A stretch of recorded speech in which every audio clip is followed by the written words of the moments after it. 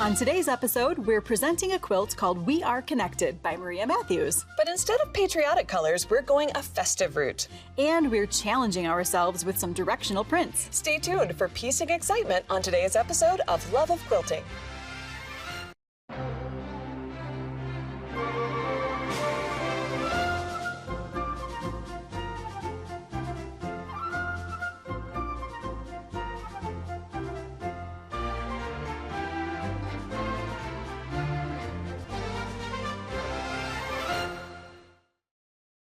Hi, you're watching the 4700 series of Love of Quilting. I'm Angela Huffman. And I'm Sarah Gallegos. And Sarah, you have brought a beautiful quilt of valor. It's called We Are All Connected. Correct. And you did it in a totally different colorway, though. Yeah, Maria Matthews designed this and did the red, white, and blue palette for the Quilts of Valor, which is stunning, of course. It is. But one of the things I love about Quilts of Valor is it feels like such an easy swap to go from blue to green, and you can make a really pretty festive holiday quilt as well. So that's what I decided to do. I never thought of that. Yeah, kind of fun. You've got two different shades of blue, so I worked with just two different shades of green. And then there's a white background, and I kind of thought it'd be fun to pop a polka dot in there instead of just doing fun to pop a polka dot in I know, there, right? Yeah. And then I decided to make myself a little extra crazy by using a sweater knit print for the red. It looks nice. kind of houndstooth. Yeah. We'll talk about the direction on that. So it's fun to play with directional prints a little bit. Just come up with a plan as you're going so it doesn't make you crazy. Now this quilt is made up of just one block. Nice. But it does have two different colorways. So we've got one that has more of a white kind of, you mentioned that it looks sort of like a wreath floating around. It does, yeah. Yeah. And then the other has the green. So here's the green. And what we're going to start with is creating one of those white blocks, okay?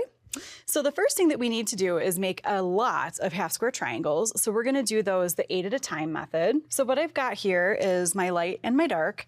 And I'm going to put them right sides together, and we're just going to mark diagonally to find the center in both directions.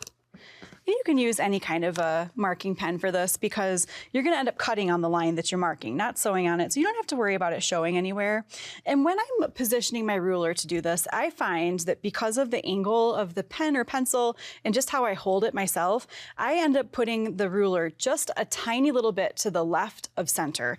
And then I find that when I mark, I really truly do go very nicely from point to point. So I guess I got to go over that one more time, just a little bit here. And some of it depends on the thickness of the end point of your marking utensil, whatever you're using. And I do also find that if you're using like a really fat tipped marker, it can actually skew your 1/4 inch seam a little bit because it takes up so much space. So now that we've marked that, we're going to go ahead and take that to the sewing machine, and we're going to sew on both sides of that marked line. And we've got the 1/4 inch foot with guide on the machine, so you can just run that guide right down the marking. Right down it, yeah. And then I'm just going to go around the bend, pull out a little bit of excess, and now I'm going to use that guide on the other side of that line. Zip on down. Yeah. And of course, I bet you do all of these at the same time, right? I do. I chain whole piece a whole bunch mountain? at once, yeah. Yeah. A whole mountain of them. I sew until my back gets stiff. Oh, really? And then I get up and press. I'll cut it there and go around. And I have the foot here programmed so that it will do all that for me, so that I don't have to like find the button and take the time. You find little ways to kind of go a little faster as you do more of them. Those little efficiency tricks that we find in the sewing machines and the settings really just make me happy. Okay, so now that we've got that, we are going to be cutting 4 different directions. So first we want to go, I guess you would call it north to south, right? North to south, yeah. And it is a little wobbly wonky, so before I cut, I am going to just give it a little press there. Okay. I think that'll help it to lay a little flatter. That'll help with accuracy too. Definitely. And of course, one thing that'll really help with accuracy is if you starch your yardage before you cut your units out of that yardage as well. Yeah. Nice crisp fabric helps. All right, so now I'm just going to cut one direction, and then I'm going to rotate my mat to cut the other side direction here.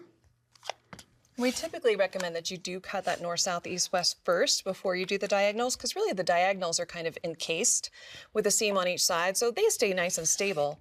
They're anchored. Making that first cut on the unstable side of the world is more helpful. Yeah, so now I'm doing my diagonals, so I'm cutting right on that marked line. So again, it doesn't really matter what you mark with. And now we've got 8 of our little half square triangles, and it's time to press. So cute. This is where you do your mountain of pressing. And I like to do it with the dark side facing me so that I can just flip that right over.